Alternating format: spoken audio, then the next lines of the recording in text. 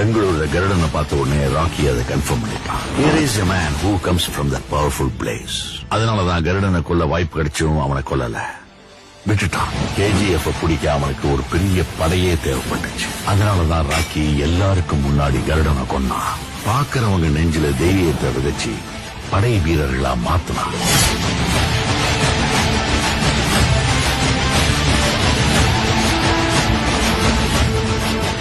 எல்லாருக்கும் கருடன் இறந்த செய்தி தெரிய வந்துச்சு.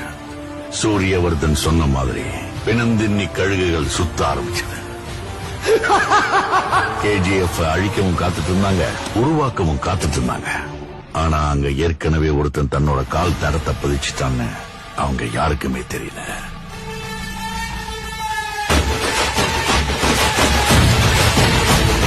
Powerful people come from powerful places. Andrews எப்போ பாம்பேய லாலிபாப் தர மாதிரி தரேன்னு சொன்னாலும் ராக்கிக்கு அந்த சமுத்திரம் கூட சின்ன குளம் மாதிரி ஆயிடுச்சு.